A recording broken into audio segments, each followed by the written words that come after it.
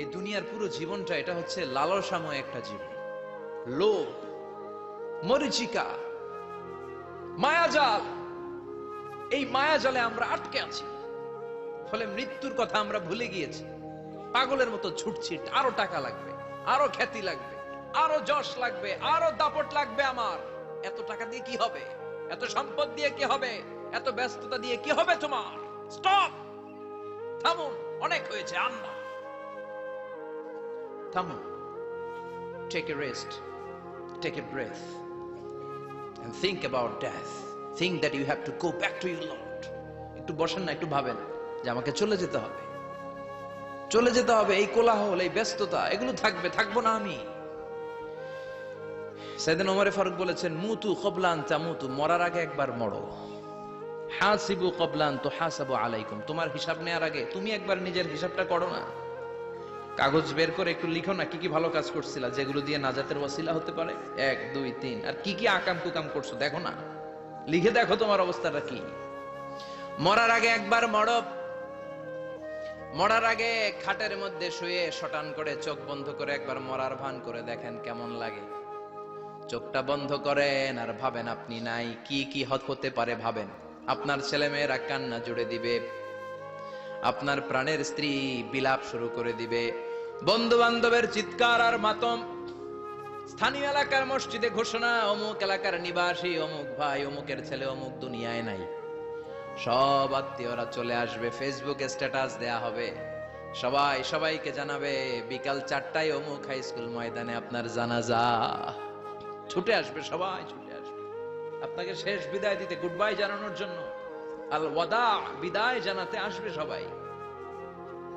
4 তাকবীর দিয়ে আপনার জানাজা হবে, অশ্রুসিক্ত জানাজায় আপনার বিদায় হবে। কাঠের খাটিয়ার মধ্যে করে কাঁধে তুলে আপনারে কবরে নেওয়া হবে, আগে থেকে খুঁড়ে রাখা কবরটার মধ্যে আপনারে বিছিয়ে দেয়া হবে, বাঁশের কচি দিয়ে তার উপরে মাটির চাপা দিয়ে সব চলে যাবে।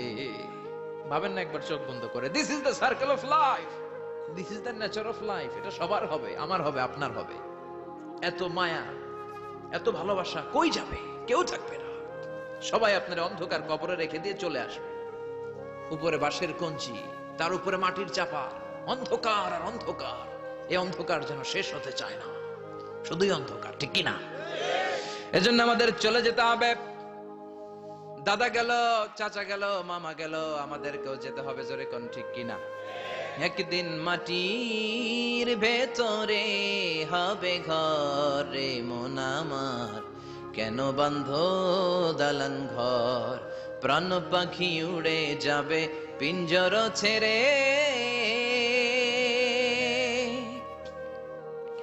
ধরা ধামে সবই রবে, তুমি যাবে চলে, বন্ধু বান্ধব যত, মাতা পিতা দ্বারা সুত, সবই হবে তোমার পরে মন আমার, কেন বান্ধ দালান ঘর, একদিন মাটির ভেতরে হবে ঘর রে মন আমার, কেন বান্ধ দালান ঘর, ঠিক কিনা? সব পরে থাকবে, চলে যেতে হবে আমাদেরকে। এজন্য আখিরাতের কথা যেন আমাদের স্মরণ হয়। বিশ্বনবী বলতেন, নাহাইতুকুম আন জিয়ারাতিল কুবুর, আমি তোমাদেরকে কবর জিয়ারত করতে আগে নিষেধ করতাম, কিন্তু এখন নিষেধাজ্ঞা প্রত্যাহার করে নিলাম। এখন সব সময় তোমরা কবরের সামনে যাবা আর জিয়ারত করবা। কবরস্থানে জানতো বড়ুয়া কৃষ্ণপুরের এই গ্রামের কবরস্থান আছে কোন দিকে? পূর্ব দিকে আছে, গোখরার জলের ওদিকে। যান আপনারা, একটু যাবেন, একটু গেলে আখিরাতের কথাটা স্মরণ হবে। ওখানে ছোট শিশুরা শুয়ে আছে, কিশোর যুবকরা আছে, আপনার মতো তাগড়া যুবক, মুরব্বীরা আছে। এরা এই এলাকায় থাকতো, এরা আকাশ থেকে নেমে আসে না, এই এলাকার সন্তান আজ নাই। একটা সার্টেন পিরিয়ড শেষে আপনিও থাকবেন না। This is the nature of life, this is the circle of life. ছোট্ট শিশু হয়ে এসেছিলেন, শৈশব, কৈশোর, যৌবন, প্রৌঢ়ত্ব, আগে ছিলেন সিঙ্গেল, বিয়ে করে হয়ে গেলেন ডবল, এরপরে আল্লাহ আপনাকে একটা মেয়ে দিল, এরপরে মেয়েকে বিয়ে দিয়ে শ্বশুর হলেন, এরপরে ওই মেয়ের ঘরে সন্তান হতে নানা হলেন। আর কতদিন? অনেক দিন হলো তো, অনেক লম্বা সময় পেয়েছেন আপনি। Think about death. এবার যাওয়ার কথা ভাবেন, আখিরাতের সামানের কথা ভাবেন, ফিরে যেতে হবে। কি শক্তিশালী যুবক, বার্ধক্য চলে আসলে লাঠি ছাড়া চলতে পারে না। কুচকুচে কালো দাড়ি সাদা হয়ে যায়, দাড়ির শুভ্রতা, বয়সের ভার, রং ধরা যৌবন জং ধরে শেষ। ঠিক কি না? This is the circle of life. যুবক ভাইরা, এটাই জীবন, চলে যেতে হবে, কেউ থাকতে পারবে না। ঠিক কি না? এটা রিমাইন্ডার আল্লাহ এই সূরার ভেতরে দিয়েছেন যে তোমাদেরকে ফিরে যেতে হবে, এই লোভ লালসা ছেড়ে দাও। রব্বুল আলামিন বলেন, আলহাকুমুত তাকাসুরু হাত্তা যুরতুমুল মাকাবির। ও গোলাম, দুনিয়ার সম্পদ, লোভ লালসা তোদেরকে পাগল বানিয়ে দিয়েছে। এই লোভ পাগলামি কোনোদিন তোদের থামবে না যতদিন না তোরা কবরে ঢুকবি। ঠিক কি না? কার কথা? আল্লাহ বললেন, দুনিয়ার সম্পদ আর লোভ আর মোহে তোমরা গাফেল হয়ে গিয়েছো। আখিরাতের কথা বেমালুম তোমরা ভুলে গিয়েছো, কিন্তু আখিরাতে তোমাদের যেতেই হবে, কবরের বাড়িতে তোমাদের ঢুকতেই হবে। ঠিক কি না? যেতেই হবে, আমরা ভুলে যাই। আলহাকুমুত তাকাসুর, অতিরিক্ত পাওয়ার লোভ, বেশি বেশি খাওয়ার লোভ, বেশি বেশি জমানোর লোভ মানুষকে গাফেল বানিয়ে দিয়েছে। এটা মানুষের স্বভাব, আরো চাই আরো চাই, এই স্বভাবটা আছে না নাই? দেখবেন ছোট বাচ্চারা মসজিদের দোয়া অনুষ্ঠান শেষে জিলাপি দেয় না? বড়ুয়া কৃষ্ণপুর কি দেয়? আগে বাতাসা দিত না, এখন কি দেয়? জিলাপি দেয়, মিষ্টি দেয়। তো মসজিদের 2-3 গেট থেকে যদি দেয়, ছোট বাচ্চারা দেখবেন এদিক দিয়ে কয়েকটা নিয়ে আবার ওই গেটে লাইন ধরে। ওর হাত হলো ছোট হাত, ওর হাত ভর্তি জিলাপি, আর নেওয়ার জায়গা নেই, এরপর আরেক জায়গায় লাইন ধরছে, আরো লাগবে আরো লাগবে, এই আরো আরো আরো চাই। এই স্বভাবটাই মানুষকে কুড়ে কুড়ে শেষ করে দিয়েছে। এত লাগবে কেন তোমার? চাহিদার কোনো শেষ নাই। Unlimited demand of human being. যার আছে বেশি তার চাই বেশি। যার সাইকেল আছে তার হুন্ডা চাই, হুন্ডা আছে তো প্রাইভেট কার চাই, প্রাইভেট কার আছে তো প্লেন চাই, প্লেন আছে তো হেলিকপ্টার চাই, হেলিকপ্টার আছে তো ওইটা চাই, ওইটা আছে তো সেটা চাই। ঠিক কি না? এলাকার মেম্বার যে হয়েছে চেয়ারম্যান হতে চায়, আছে না নাই? চেয়ারম্যান সাহেব এমপি হতে চায়, আছে না নাই? এমপি সাহেব মন্ত্রী হতে চায়, আছে না নাই? মন্ত্রী সাহেব প্রধানমন্ত্রী হতে চায়, আছে না নাই? কিন্তু এই দেশে সুযোগ নাই। কথা কন, এই দেশে প্রধানমন্ত্রী সিলেক্টেড। 2-3 জনের বাইরে কেউ প্রধানমন্ত্রী হইতে পারবি না। ঠিক কি না? আমার এই জীবনে তো আমি 2-3 জনই দেখলাম। বেগম খালেদা জিয়া, মাননীয় প্রধানমন্ত্রী শেখ হাসিনার ছোট্টবেলা দেখেছি এরশাদকে, আমরা তখন ছোট। তো মানুষের চাহিদার কোনো শেষ নাই, যার আছে বেশি তার চাই বেশি। এজন্য বিষ্ণু বলেছেন, উনজুরু ইলা মান হুয়া আসফালা মিন, তোমার চেয়ে যে খারাপ আছে ওর দিকে তাকাও। ওয়ালা তানজুর মান হুয়া আ'লা মিন, তোমার চেয়ে যে ভালো আছে ওর দিকে তাকায়ও না, তোমার চেয়ে যে খারাপ অবস্থানে আছে ওর দিকে তাকাও। অনেকে নিজের অবস্থান নিয়ে সুখী না, এরকম আছে না নাই? আল্লাহ আমার এটা দিল না রে, ওইটা দিল না রে, পাইলাম না রে, কিচ্ছু হয় না, কি করব জীবনে, হতাশ। আসলে আছে কিন্তু অনেক, কিন্তু শুকরিয়া নাই, টাকা। ঠিক কি না? নিজের অবস্থান নিয়ে সুখী না, কিন্তু অনেক লোক আছে তারা আপনার অবস্থানে পৌঁছতে চায়। তাদের দিকে তাকিয়ে দেখেন, আপনি যে অবস্থানে আছেন এই অবস্থানে পৌঁছাটা অনেকের কাছে স্বপ্ন। তারা প্রতিনিয়ত সংগ্রাম আর স্ট্রাগল করে যাচ্ছে আপনার অবস্থানে পৌঁছতে, আর আপনি এটা নিয়ে সন্তুষ্ট না। ইন্নাল কানাতু মিনাল ইসলাম, অল্পে তুষ্ট থাকার নাম হলো ইসলাম। সম্পদ লাগবে কিন্তু সম্পদের পাহাড় লাগবে না। ঠিক কি না? অল্প খান, অল্প পড়েন, অল্প জামান, অল্পের ভেতরে বরকত ঢুকাইয়া দিছে কে? দেখবেন যাদের সম্পদ অল্প তারা সুখী বেশি। জরিপে এটা দেখা গিয়েছে, অনেক সার্ভেতে এটা এসেছে, যারা সম্পদশালী এরা দুঃখী বেশি, এদের দুঃখ বেশি, টেনশন বেশি। খুব স্বাভাবিক, টাকা যার বেশি রোগ তার বেশি, টাকা যার বেশি টেনশন তার বেশি, টাকা যার বেশি ঘরে শান্তি তার কম। আছে না নাই? ঘরের ভেতরে অশান্তি, ছেলে কথা শোনে না, ছেলে টানে গাঞ্জা, মেয়ে করে পরকিয়া। আছে না নাই? স্ত্রী কথা শুনে না, ভালোবাসা নাই, ঘরটা জাহান্নামের টুকরা। রোগ বালাই, এক একটা হসপিটাল বিল পরিশোধ করতে মাসে 5 লাখ 10 লাখ। আছে না নাই? কিছু খেতে পারে না, ডাক্তার একেবারে ডায়েট মেনু বেঁধে দিয়েছে। ডায়েট, ভেরি ডায়েট মেনু, এটা এটা এটা এটা কিছুই খাবেন না, শুধু গরু খাবেন না, খাসি খাবেন না, চিংড়ি খাবেন না, খালি ঘাস খাবেন। ইচ্ছে মতো ঘাস খাবেন, মানে ঘাস জাতীয় যত আইটেম আছে সব খাবেন। শাক খাবেন, সবজি খাবেন, সালাদ খাবেন। গরু, চিংড়ি, মুরগি, গোশত, ইলিশ কিছু খেতে পারে না। তাহলে রোগ বেশি, খাওয়ার মজা নাই, ঘরে সাংসারিক শান্তি নাই, খালি ব্যারাম আর ব্যারাম, ঠিক কিনা? কিন্তু সম্পদের পাহাড় গড়েছে। আর অল্প যারা খায়, অল্প পড়ে, রিক্সাওয়ালা, কুলিওয়ালা, অল্প বেতনের চাকরি, কিন্তু হক হালালি মেনে চলে, দেখবেন শান্তি আছে অনেক। হ্যাঁ, বাসা ভাড়া দেয়, ফ্যামিলি চালায়, বাচ্চাদের স্কুল বিল, এরপরও মাস শেষে 1-2 হাজার টাকা হাতে থেকে যায়। আর ওর প্রতি মাসে 10 কোটি টাকা ইনকাম, তারপরও ব্যাংকের ঋণ আছে না নাই? সুখ কারে বলে? কিভাবে আপনি সুখকে ডিফাইন করবেন? সুখ তো টাকায় কিনা যায় না, শান্তি টাকা দিয়ে হয় না, শান্তি দেওয়ার মালিক কে? শান্তি আছে অল্প খেয়ে শুকর করার মধ্যে, শান্তি আছে আলহামদুলিল্লাহর মধ্যে। চিল্লায় বলেন ঠিক কিনা? এজন্য অল্প খাবো, অল্প পড়বো, অল্প জামাবো, অল্পের ভেতরে বরকত দিয়েছে কে? দেখেন, ধনী ভাইরা খেতে পারে না, কিন্তু রিকশালার কি সমস্যা হয়? রিকশালারা সব খেতে পারে, কুলিওয়ালা, দিন মজুর, এরা একেবারে স্লিম সুঠাম দেহি, মেদহীন পেট, পেটে কোনো মেদ নাই, ভুড়ি নাই। আর কুটিপতিদের মেদ আছে না নাই? এত বড় বড় পেট, ঠিক কিনা? আমাদেরও পেট আছে, তবে হালাল পেট, এটা হারাম টাকা দিয়ে এই ভুড়ি বানাই নাই আমরা। চিল্লায় বলেন ঠিক কিনা? রিকশাওয়ালা, কুলিওয়ালা নিজেও নামাজ পড়ে, বউও নামাজ পড়ে, বাচ্চাটাও নামাজ পড়ে, রিকশা চালায় আর জিকির করে লা ইলাহা।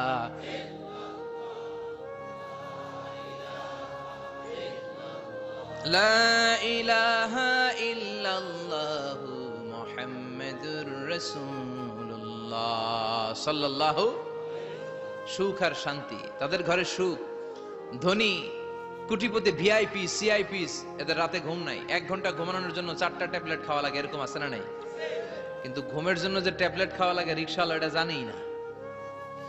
ওর যেখানে রাইত ওইখানেই, ওর মাথা বিছনায় লাগতে দেরি, ওর ঘুম আসতে দেরি হয়, ওর ঘুমে নাকের ডাকের আওয়াজে ট্রাকের ইঞ্জিনও ফেল।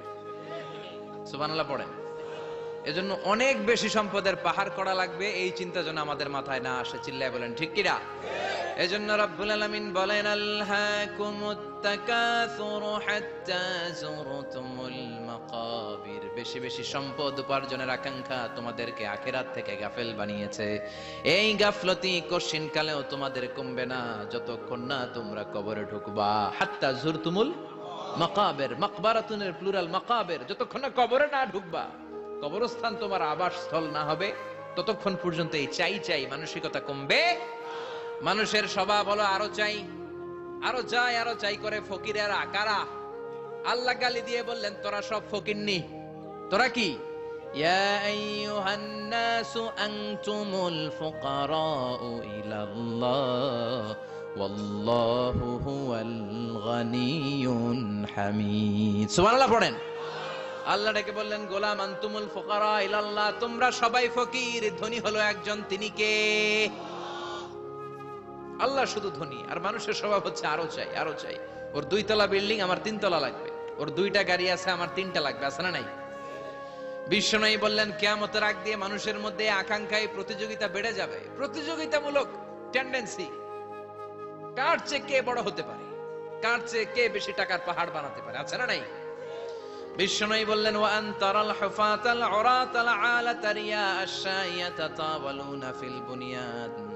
কিয়ামতের আগে এমন কিছু লোক, যাদের গায়ে দেওয়ার মতো জামা ছিল না, পায়ে দেওয়ার মতো জুতা ছিল না, পেটে দেওয়ার মতো খাবার ছিল না, সমাজের কেউ তাদেরকে চিনতো না, হঠাৎ করে এই লোকগুলো ধনী হয়ে যাবে।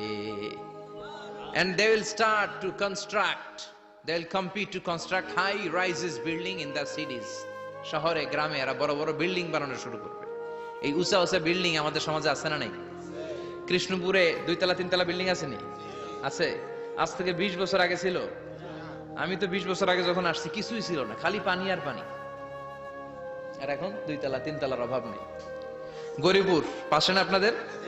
এদিকে গরিপুর, গরিপুরে যে বিল্ডিং আছে বাংলাদেশেও নাই, ঠিক কিনা? সারা বাংলাদেশের সবচেয়ে দামি জায়গা হচ্ছে গরিপুর বাজারের জায়গা, জানেন এটা? বসুন্ধরা, গুলশান, বনানী, বাড়িধারা, উত্তরার 3-4 ডবল দাম এই জায়গার, ঠিক কিনা? বিল্ডিং এর পর বিল্ডিং। আমি যখন ঢাকা যাই দেখি গরিপুর আসতেছে, মানে গরিপুরের বিল্ডিং আর শহরগুলো আস্তে আস্তে হাইওয়ের পাশাপাশি চলে আসতেছে। প্রতি বছর আইসা দেখি কিছু আগাইছে, 2-3 বছর পরে এইটা একেবারে হাইওয়ের সাথে চলে আসবে। খেয়াল করছেন? ঢাকা যাওয়ার সময় গরিপুর আগাইতেছে খালি, গরিপুরের বিল্ডিং, গরিপুরের শহর আগাতে আগাতে আগাতে ঢাকা চট্টগ্রাম মহাসড়কের কাছাকাছি চলে আসছে। এই যে বিল্ডিং বানানোর প্রতিযোগিতা, কুমিল্লা শহরে আজ থেকে 20-25 বছর আগে 5 তলা 6 তলা একটা বিল্ডিং ছিল না, এখন 10 তলা 20 তলা আছে না নাই? ঢাকায় আজ থেকে 20 বছর আগে 10 তলা বিল্ডিং খুঁজে পাইতেন আপনি? নাই। গোটা বিশ্বব্যাপী এখন টাওয়ার বানানোর প্রতিযোগিতা। বিশ্বনবী বললেন এদের কোনো টাকা ছিল না। পৃথিবীর সবচেয়ে বড় টাওয়ার এখন আরব দেশে, এদের কোনো টাকা ছিল না। আরব দেশের সৌদি আরব, কাতার, কুয়েত, বাহরাইন এখন স্বর্ণ আর তেলের খনি পেয়ে আল্লাহরে ভুলে যায়। এদের খাওয়ার মতো কিছু ছিল না। এদেরকে আমার দাদারে শুনতাম বলতো কাবলিওয়ালা বলতো। কি বলতো? এদেশে আসতো জায়নামাজ, তসবিহ ছড়া, খেজুর টেজুর বিক্রি করার জন্য। এরা জেলে পাড়ার লোক ছিল। আরব সাগরের তীরবর্তী এলাকার মানুষ, সাগরের মাছ মেরে এরা জীবন ধারণ করতো। আল্লাহ এদেরকে তেলের খনি দিলেন, গ্যাসের খনি দিলেন। এখন তারা বড় বড় টাওয়ার বানায়, আছে না নাই? বুর্জ আল খলিফা, কি উঁচা বিল্ডিং, 828 মিটার উঁচু। জেদ্দা আছে 1000 মিটার উঁচু কিংডম টাওয়ার। তাইওয়ানে আছে তাইপেডাং টাওয়ার 101 তলা। মালয়েশিয়া আছে পেট্রোনাস টুইন টাওয়ার 88 তলা। চায়নাতে আছে সাংহাই টাওয়ার, একটার পর একটা টাওয়ার। প্রতি বছর অ্যানাউন্স করতেছে যে ওদেরটা আছে আমাদেরটা বড় বানাও। কাতার কয় ওরা বানাইলে আমরা পারবো না কেন, আমরা বানাবো আরো বড়। আছে না নাই? শাগালাত কুমুত তাকাসুর, যে আরো লাগবে, আরো বড় হতে হবে, এই টেন্ডেন্সি মানুষকে আখিরাত থেকে একেবারে গাফেল বানিয়ে দিয়েছে। চিল্লায় বলেন ঠিক কি না? টাকার পাহাড় বানাতে চায়, দরকার থাকলেও চায়, না দরকার থাকলেও চায়। বর্তমান পৃথিবীর সবচেয়ে ধনী লোকটার নাম জানেন? কি নাম? হ্যাঁ, বিল গেটস। ওর যে কত টাকা ও নিজেও জানে না। ওর পকেট থেকে যদি $100 একটা বান্ডিল পড়ে যায়, এটা তুলতে ওর যত সময় লাগবে, ও না তুলে যদি হেঁটে, যে আইডিয়া নিয়ে হাঁটতেছিল ওইটা নিয়ে হাঁটে, ওদিকে আরো বেশি ইনকাম হয়ে যাবে। এত টাকা তার, এটা তোলার সময় তো তার নাই। ওয়ারেন বাফেট নাম শুনছেন? হাজার হাজার কোটি ডলারের মালিক। Prince Walid bin Talal, Saudi ধনকুবের নাম শুনেছেন? ওর একটা বিমান আছে, প্রাইভেট জেট প্লেন। এই বিমানটার 70% মেড অফ গোল্ড। বিমানের 70% স্বর্ণ দিয়ে বানানো। গত কয়েক বছর আগে আমি ব্রুনাই গিয়েছিলাম। ব্রুনাইয়ের সুলতানের নাম হাসান আল বালখিয়া। উনি একটা প্যালেস আরবিতে বলে কাসার, মানে হচ্ছে রাজপ্রাসাদ। পৃথিবীর সবচাইতে বড় রাজপ্রাসাদ ব্রুনাইতে বান্দার সিটি বেগাওয়ানে অবস্থিত। আমি গিয়েছি ওখানে। প্রায় 1800 থেকে 2000 কক্ষ আছে ওই প্যালেসে, রাজপ্রাসাদে। ওই রাজপ্রাসাদের টয়লেটের কমোড গুলো মেড অফ গোল্ড, স্বর্ণ দিয়ে বানানো।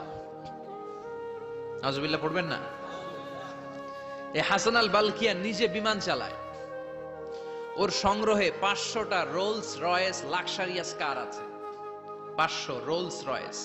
গুগল, ইউটিউব যারা করেন সার্চ দিলে দেখবেন ওর কি পরিমাণে গাড়ি। রোলস রয়েস গাড়ি হচ্ছে one of the luxurious car in the world.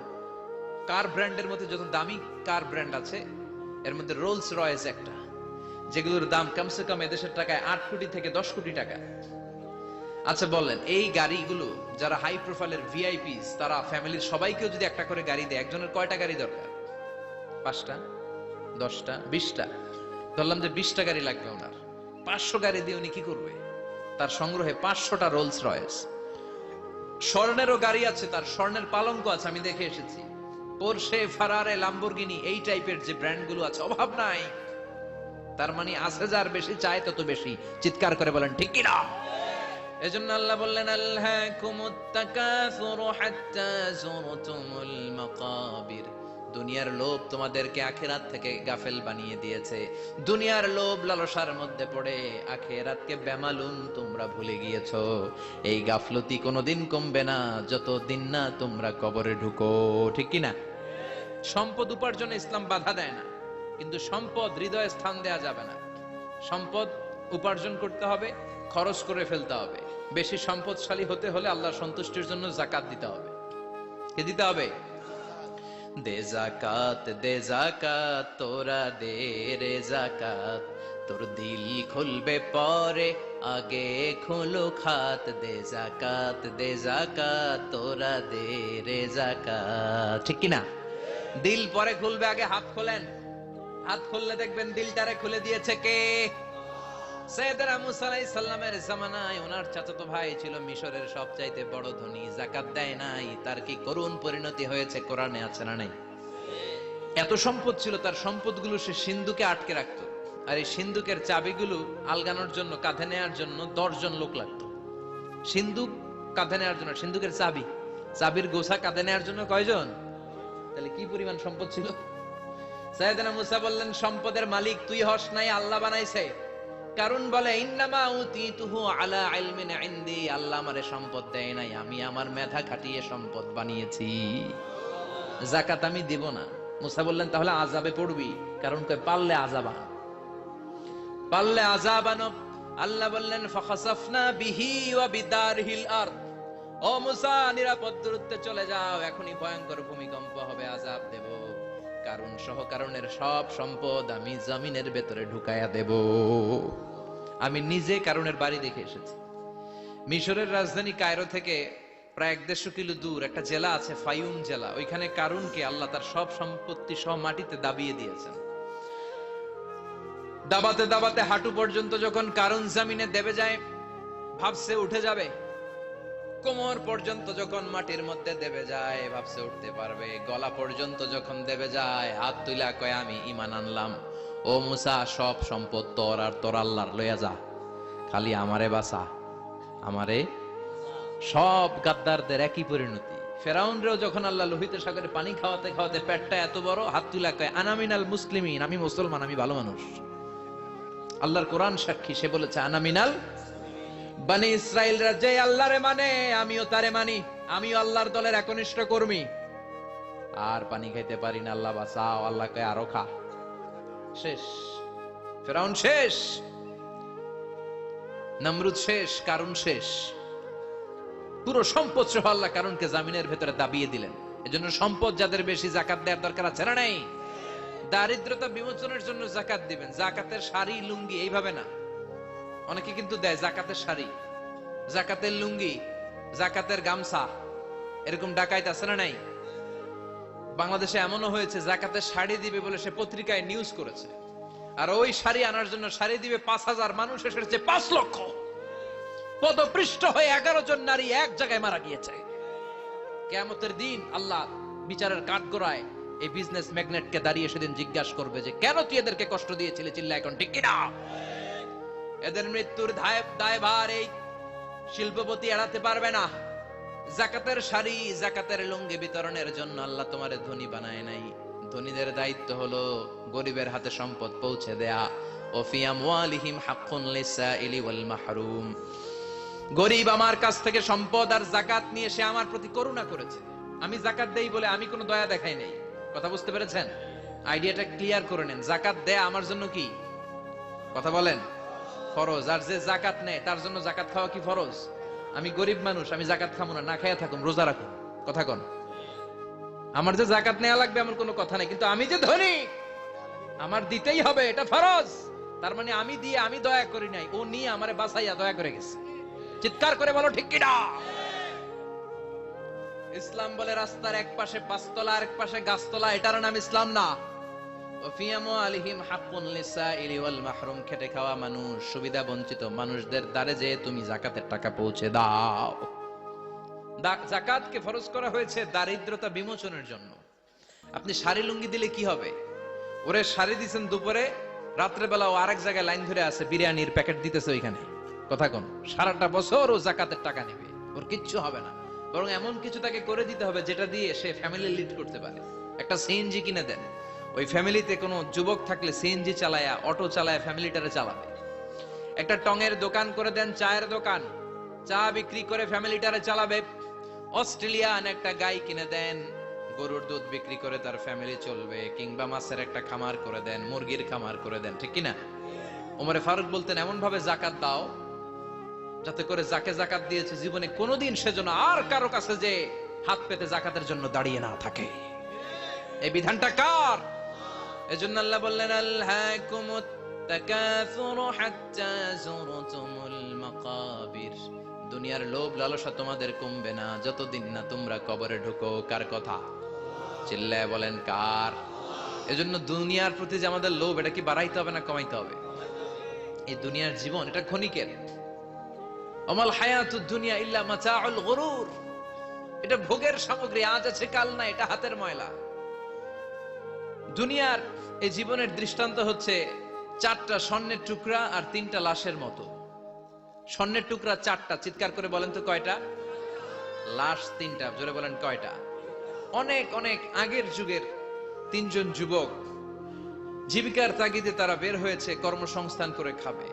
প্রতিমধ্যে তারা গুপ্তধন পেয়েছে, স্বর্ণের বার পেয়েছে, তো বড় বড় 4টা পেয়ে তারা মহা খুশি, আমাদের আর কাজ করা লাগবে না, এগুলো বেচে আজীবন খাবো, সুখে থাকবো। তো 3জন মিলে বললো 4টা স্বর্ণের টুকরা 3জনের মধ্যে ভাগ করে দেওয়ার আগে একজন এক কাজ কর, বাজার থেকে কিছু রুটি নিয়ে আয়, খুব ক্ষুধা লেগেছে, খেয়ে নেই। একজন রে রুটি আনতে পাঠিয়ে 2জন মিলে ভাবে ওইটারে যদি মেরে ফেলতে পারি তাহলে তো তোর আর আমার মধ্যে কোনো ঝামেলা নাই। স্বর্ণের টুকরা কয়টা? তুই নিবি 2টা, আমি নেব 2টা। আর যেটারে রুটি আনতে পাঠাইছে ওইটা মনে মনে ভাবতেছে রুটির মধ্যে বিষ মিশাই নিয়ে যাব। কি মিশাবো? বিষ খাইয়া ওইটা শেষ, সবগুলো আমার। তো বিষ মিশাই নিয়ে আসছে, আর আগের পরিকল্পনা অনুযায়ী এই 2জন মিলে তাকে নৃশংসভাবে হত্যা করেছে। হত্যার পরে কয় প্রচন্ড ক্ষুধা লাগছে, লো আগে খাইয়া লই।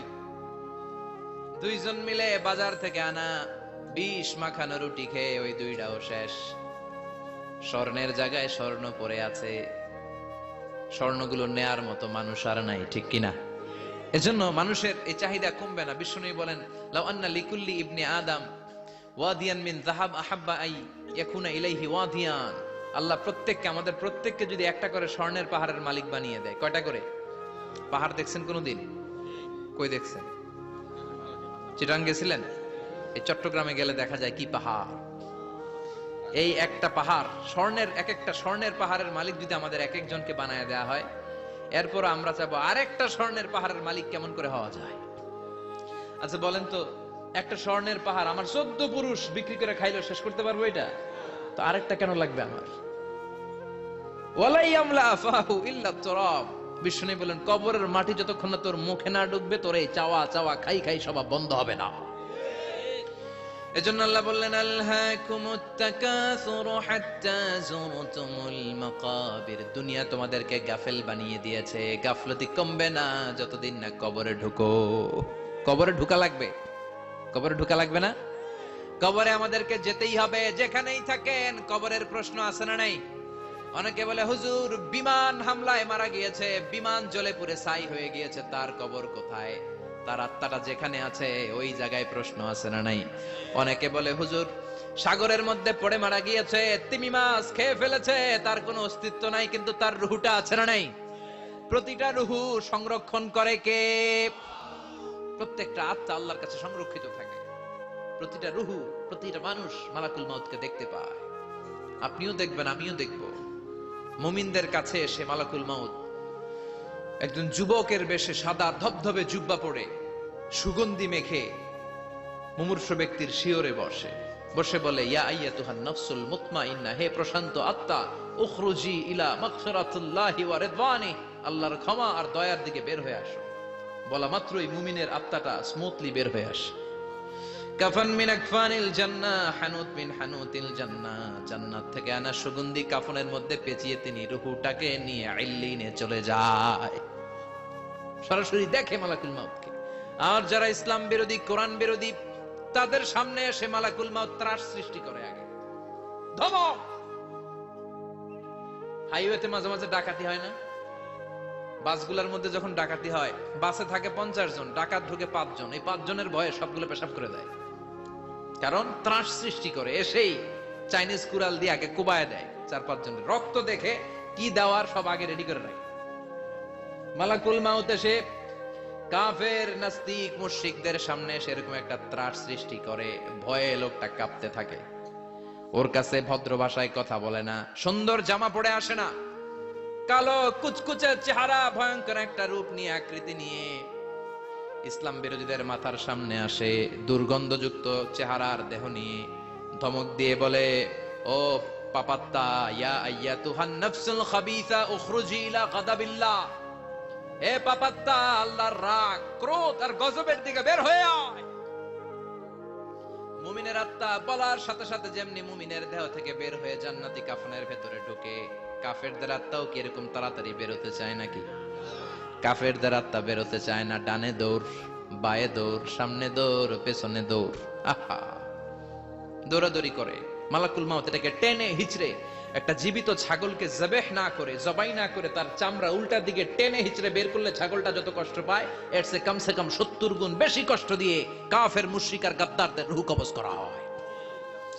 আল্লাহ এই পরিস্থিতি থেকে তুমি আমাদের বাঁচাও।